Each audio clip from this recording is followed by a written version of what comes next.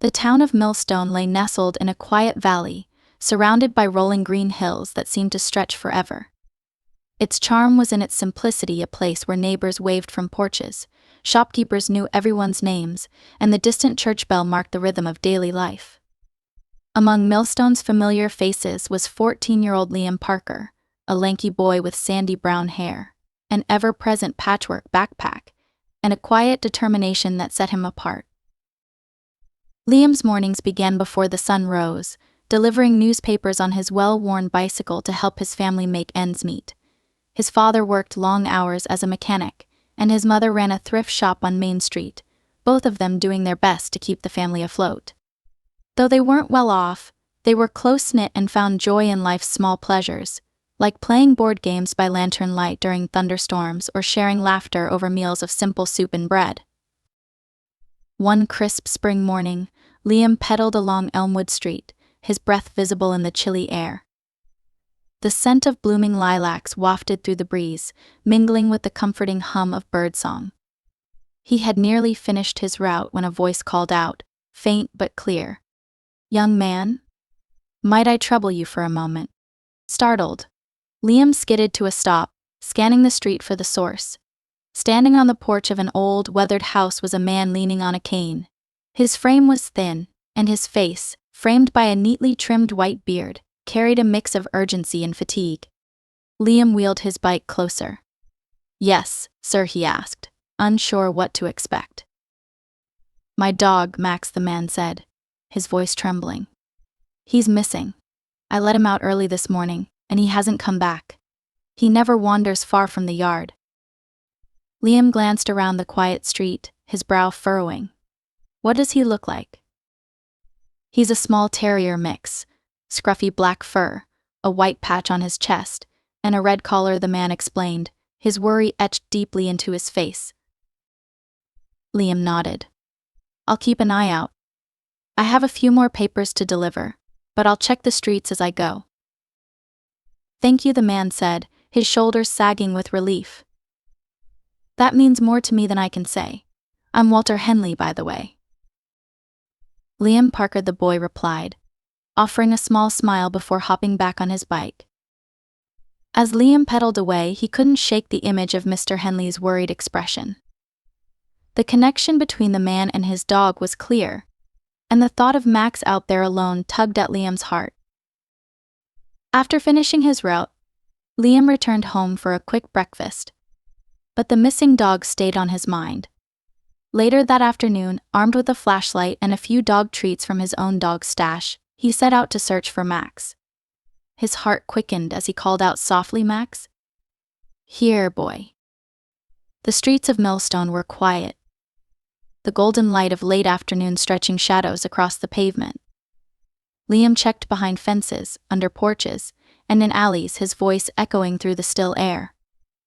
Just as the sun began to dip below the horizon, he heard a faint whimper. Following the sound, Liam pushed his way through an overgrown patch of bushes near the woods at the edge of town. There, tangled in the thorny undergrowth, was Max. The little dog's fur was matted with dirt, and his body trembled as he looked up at Liam with wide, trusting eyes. "Hey buddy," Liam said gently, crouching down. "Let's get you out of here." Carefully, Liam worked to free Max from the thorns, his hands scratched but his focus unwavering. Once the dog was free, he scooped him up, feeling the small body relax in his arms. Max nuzzled into him, a soft whine escaping his throat. Liam carried Max back to Elmwood Street as the first stars appeared in the sky. Mr. Henley was waiting on the porch, pacing anxiously. When he saw Liam approaching, he rushed down the steps, his cane forgotten in his haste. "Max," Mr. Henley cried, his voice cracking with emotion. He took the dog into his arms, holding him close as tears streamed down his face. "Oh, Max, my boy." Liam watched silently, his chest warm with the satisfaction of knowing he had helped. Finally, Mr. Henley looked up, his eyes glistening. "I don't know how to thank you," he said, his voice thick. "You've done more for me than you realize." "It's no trouble," Liam replied, his cheeks flushing. "I'm just glad he's safe." Please come inside, Mr. Henley insisted. Let me offer you some tea, at least. Or cookies. Anything. Liam hesitated, glancing toward the street. He knew his parents would be expecting him soon, but he also sensed that Mr. Henley wasn't just offering refreshments, he wanted company. Tea sounds nice, Liam said finally. Inside, the house was cozy, with the faint scent of lavender and old books. Shelves lined the walls, packed with leather-bound volumes, framed sketches, and jars of seeds. The room exuded a quiet wisdom, much like its owner. As they sipped tea, Mr. Henley began to share snippets of his past. He had once been a botanist, traveling the world to study plants and their medicinal properties. His walls were adorned with drawings of exotic flowers, each with careful notes written in a steady hand.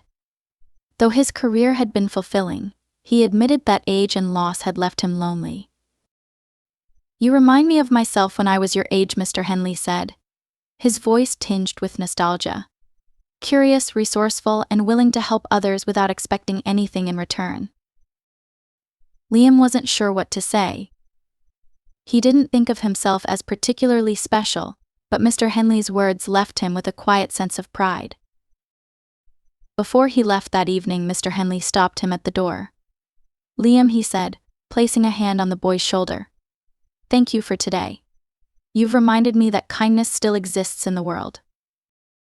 As Liam pedaled home under the glow of the streetlights, the events of the day replayed in his mind. He had expected it to be ordinary, but it had become something far more meaningful.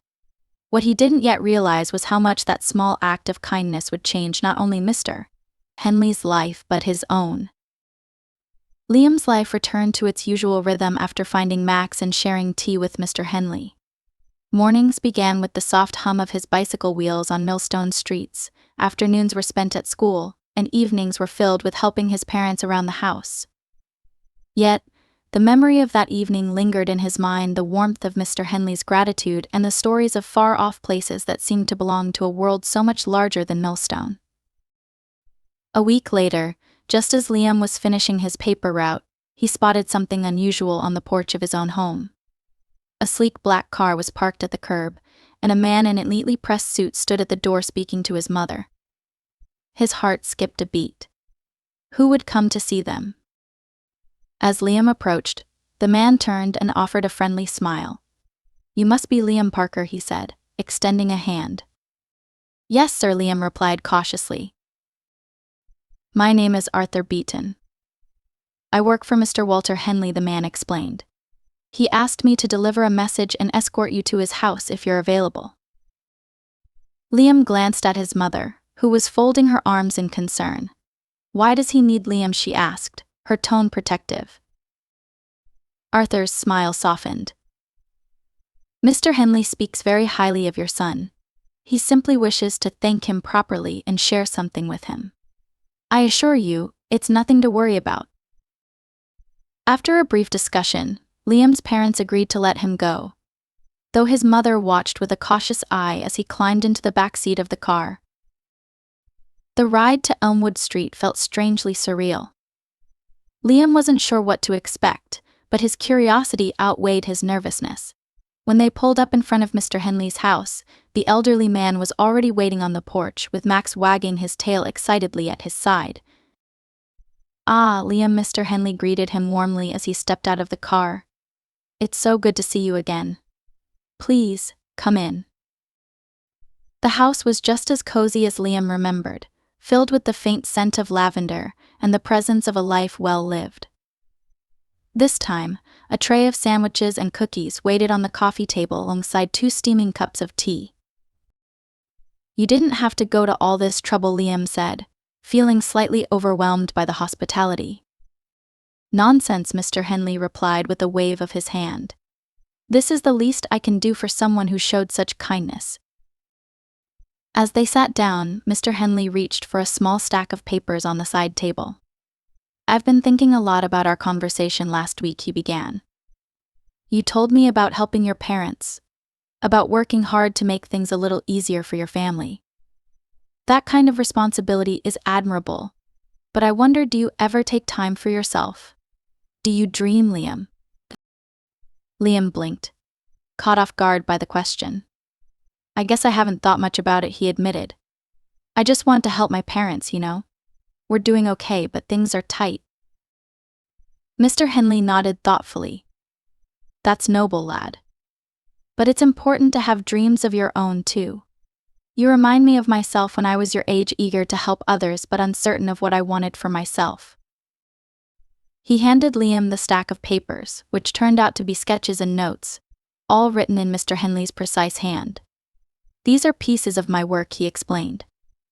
Over the years, I've studied plants from all over the world, their properties, their beauty, and the ways they can bring people together. I'd like to share this with you. You've got a curious mind, and I see potential in you. Liam stared at the pages, a mix of awe and doubt swirling in his chest. Why me, he asked finally. Because you understand something most people don't, Mr. Henley replied. That small actions can grow into something much bigger. You didn't just find Max, Liam, you reminded me of what it feels like to be seen and cared for. The words stuck with Liam as he left that evening, the stack of papers carefully tucked under his arm. He couldn't quite explain the feeling, but he sensed that this was the beginning of something new, something important. Over the next few weeks, Liam began visiting Mr. Henley regularly. Their time together became a bright spot in his otherwise busy days. Mr. Henley taught him how to sketch leaves and flowers with careful precision, how to identify herbs by scent, and how plants could tell stories of their own if you knew how to look. For the first time, Liam felt his curiosity opening doors he hadn't known were there. And though he couldn't yet see where those doors would lead, he found himself eager to step through them. As the weeks passed, Liam's visits to Mr. Henley became a treasured routine. The old man's quiet wisdom and gentle encouragement made the hours spent sketching and learning about plants feel less like lessons and more like a window into a new world. It was a welcome contrast to the pressures Liam felt at home, where his parents juggled work and bills, and where he often worried about being more of a burden than a help. One breezy afternoon, as Max dozed in a patch of sunlight by the window, Mr. Henley set down his teacup and studied Liam thoughtfully. You've got a knack for this, lad, he said, motioning to the detailed sketch of a fern Liam had just completed. It's nothing special, Liam replied, though a faint smile tugged at the corners of his mouth. Nonsense, Mr. Henley said firmly. You've got an eye for detail and a patience many grown men lack. Those are rare gifts, Liam. You must nurture them. Liam shifted uncomfortably, unused to such direct praise. I'm just doing what you show me, he said. Mr. Henley chuckled. Modesty's a fine trait, but don't let it stop you from recognizing your own potential. The words stayed with Liam as he pedaled home that evening. They lingered even as he sat at the kitchen table with his parents, listening to them discuss bills and the rising cost of groceries. His father's hours at the mechanic shop had been cut again, and his mother was brainstorming ways to bring in more customers to her thrift store. We'll get through it, his mother said, her voice steady despite the worry in her eyes. Liam wanted to say something to ease their concerns, but he didn't know how. He resolved to work harder, to take on more odd jobs around town, even if it meant giving up some of his visits to Mr. Henley. The next day, after finishing his paper route, Liam spotted a flyer on a community bulletin board help needed general yard work. He jotted down the phone number and spent the afternoon clearing leaves for a neighbor. The pay wasn't much, but every little bit helped. By the time he arrived at Mr. Henley's house later that evening, he was exhausted. The elderly man noticed immediately. You're running yourself ragged, Mr. Henley said as Liam sank into a chair. I'm fine, Liam insisted. Mr. Henley studied him for a long moment before speaking. Liam, you've got a good heart, but you can't pour from an empty cup. You must take care of yourself too. Liam didn't reply, but the words struck a chord. A few days later, when Liam returned to Mr. Henley's house, he found the old man on the porch with a wooden box beside him. Max greeted Liam with an enthusiastic bark, wagging his tail as Liam approached. Good timing, lad, Mr. Henley said. I've got something for you. Curious, Liam sat down beside him. Mr. Henley opened the box, revealing several small packets of seeds, each carefully labeled in Mr. Henley's neat handwriting. "These are seeds I've collected over the years," Mr. Henley explained. "Some from my travels, others from right here in Millstone. I want you to plant them." Me, Liam asked, startled. "Yes, you," Mr. Henley said with a smile. "A garden is a reflection of its caretaker.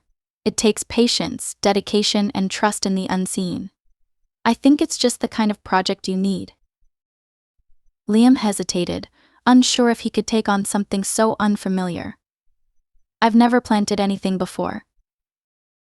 "All the more reason to start," Mr. Henley said. "I'll help you. We'll do it together." Liam finally agreed, and over the next several days, they worked side by side to prepare the garden. Mr. Henley taught him how to test the soil, how to space the seeds, and how to water them just enough without drowning them. As they worked, Mr. Henley shared stories of the gardens he had cultivated during his travels. He spoke of the people he had met, how they had exchanged seeds and knowledge, and how those exchanges had left lasting impressions on his life. "What you plant will grow," Mr. Henley said one afternoon as they finished for the day. "Not just in the soil, but in the connections you make. A garden is never just about plants, it's about what it brings to the people who tend it." Though Liam didn't fully understand the depth of those words at the time, he felt a quiet pride in the rows of carefully planted seeds. Each one held a promise, a potential, waiting to unfold. What neither of them realized was how deeply those seeds and the garden itself would come to matter in the months ahead. Autumn settled over Millstone in a cascade of golden leaves and brisk winds. The small garden Liam and Mr. Henley had planted was beginning to show signs of life, with tiny green sprouts pushing through the soil despite the cooling temperatures. Liam found himself visiting more frequently, drawn not only by the garden but by the quiet comfort of Mr. Henley's company. One chilly afternoon, as they worked together to mulch the growing plants and protect them from the first frost, Mr. Henley paused, leaning heavily on his cane. Liam noticed the pallor in his face and the slight tremor in his hands. "Are you all right?" Liam asked, setting down his spade. Mr. Henley nodded, though his movements were slower than usual. "Just a bit tired, lad. Age catches up with us all eventually." "You should rest," Liam said, his concern evident. "Soon," Mr. Henley said with a faint smile. "But not yet. There's something I need to show you first." He led Liam into the house and to a small study at the back, one Liam had never seen before. The room was filled with books, maps, and sketches, much like the rest of the house, but these were more personal snapshots of Mr. Henley's life's work. "This," Mr. Henley said, gesturing to a leather-bound folder on the desk, "is a collection of everything I've learned over the years. Every discovery, every lesson, every moment that mattered." Liam stepped closer, his eyes widening as he flipped through the folder. It was filled with detailed drawings of plants, notes on their uses, and memories of the places they'd been found. "I want you to have it," Mr. Henley said. Liam froze. "What? I can't take this, it's yours, it's your life's work." "It is," Mr. Henley agreed, his gaze steady. "But it's also a gift, one meant to be shared. You have a rare quality, Liam. You see the value in the small things, the things most people overlook. I trust you to carry this forward, to use it to make a difference." Liam swallowed hard, overwhelmed by the weight of the gesture. "I don't know if I can," he admitted. "You can," Mr. Henley said firmly. "And you will. You've already begun." In the days that followed, Liam threw himself into the garden with renewed purpose. He didn't tell Mr. Henley, but he had begun sharing the old man's wisdom, with others offering small tips to neighbors about their own plants, sketching what he learned in his free time, and even showing a few of his classmates how to grow herbs in tiny pots. The garden itself became a gathering place, with passers-by stopping to admire its progress and chat with Liam and Mr. Henley. It wasn't large, but it was vibrant, and it seemed to draw people together in a way that surprised Liam. One evening, as they sat on the porch watching the setting sun, Mr. Henley turned to Liam. "You've done well, lad," he said quietly. "It's your garden too," Liam replied, glancing at him. Mr. Henley chuckled softly. "Perhaps. But it's yours now more than mine." The words lingered in Liam's mind as he pedaled home, the crisp autumn air biting at his cheeks. He couldn't shake the feeling that Mr. Henley was preparing him for something more than the garden, more than the sketches and notes.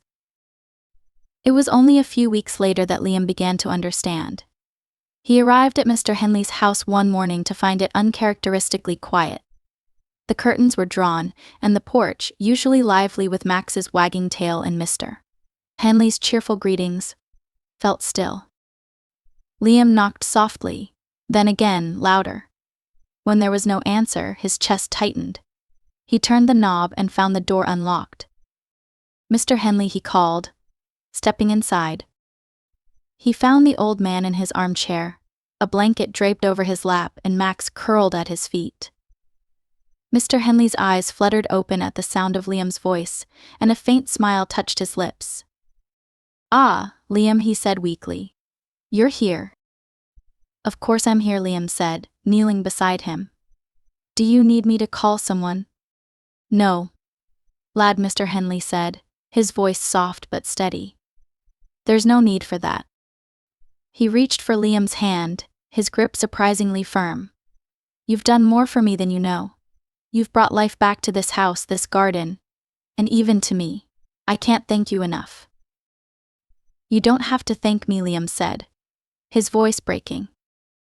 Mr. Henley smiled faintly. "Kindness grows, Liam. It always grows. Remember that." That night, Mr. Henley passed away peacefully in his sleep. The news hit Liam hard, but the days that followed revealed just how deeply Mr. Henley's life had touched others. Neighbors came forward with stories of his quiet generosity, seeds he had shared, advice he had offered, and moments of connection he had created. At the reading of Mr. Henley's will, Liam and his parents were astonished to learn that he had left his house, garden, and collection of botanical work to Liam. The lawyer explained that Mr. Henley had trusted Liam to continue his legacy. "You were the family he chose," the lawyer said simply. Overwhelmed, Liam returned to the house that evening, sitting on the porch steps with Max by his side. As the stars emerged one by one, he thought about the responsibility that had been entrusted to him. He didn't know exactly how to move forward, but he knew he couldn't let Mr. Henley's faith in him be in vain. The garden would continue to grow, and so, he realized, would he. Winter descended upon Millstone with its quiet beauty, blanketing the town in frost and muting the vibrant greens of the garden. Yet, the house and garden Mr. Henley had left to Liam buzzed with new life. The Parker family rallied around him, helping transform the space into something more than just a home. It became a hub of connection, education, and remembrance. Liam's parents were initially overwhelmed by the idea of maintaining a house and garden on top of their own responsibilities, but they saw the light in Liam's eyes and the impact the project was already having on their community. His father spent weekends fixing up the house's aging foundation, while his mother turned her thrift shop into a place where people could donate gardening tools and supplies. With help from neighbors, Liam expanded the garden, dedicating sections to different types of plants, herbs, vegetables, and a corner for flowers that seemed to bloom in every color imaginable. The garden, once small and personal, became a place for people to gather. One afternoon, Liam stood in the center of the garden, now dormant under the winter chill, imagining what it could be when spring arrived. Lost in thought, he didn't notice his mother approaching until she placed a hand on his shoulder. "Penny for your thoughts?" she asked. Liam smiled faintly. I want to make it more than a garden. Mr. Henley saw how plants could bring people together. I want to honor that." His mother's eyes softened. "You already are, sweetheart. Look around you." He followed her gaze to where a group of neighbors had gathered, sipping hot cider and chatting about plans for their own small gardens in the spring. Children played along the garden paths, their laughter cutting through the crisp air. The place already felt like more than just a collection of plants, it was a community. A week later, Liam received a letter addressed in elegant handwriting. Inside was a note from Eleanor Finch, Mr. Henley's niece. Dear Liam. Then it began. I've recently learned about the wonderful work you've done to carry on my Uncle Walter's legacy. He spoke of you often in his letters, always with admiration and hope. He once wrote that you reminded him of himself as a boy, curious, resourceful, and with a heart full of potential. I would love to meet you and share with you some of Walter's earlier works. There are journals, seeds, and memories that I believe would help you continue what you've already begun. Please consider visiting me at my family estate. It would mean the world to me. Liam's hands shook as he read the letter. The idea of stepping outside Millstone to meet someone who had known Mr. Henley felt both thrilling and daunting. After showing the letter to his parents, they agreed to help him make the trip. The Finch estate was more expansive than Liam had imagined.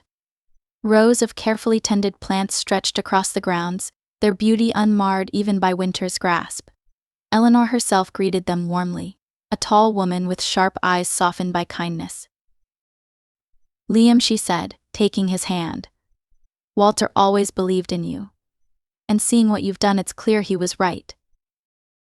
She led him inside, where a treasure trove of Mr. Henley's earlier work awaited.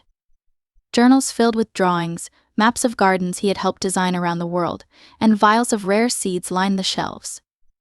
Eleanor shared stories of her uncle's younger days, painting a picture of a man whose passion for plants had been matched only by his belief in their power to connect people. When Liam returned to Millstone, he brought with him not only seeds and knowledge but a renewed sense of purpose.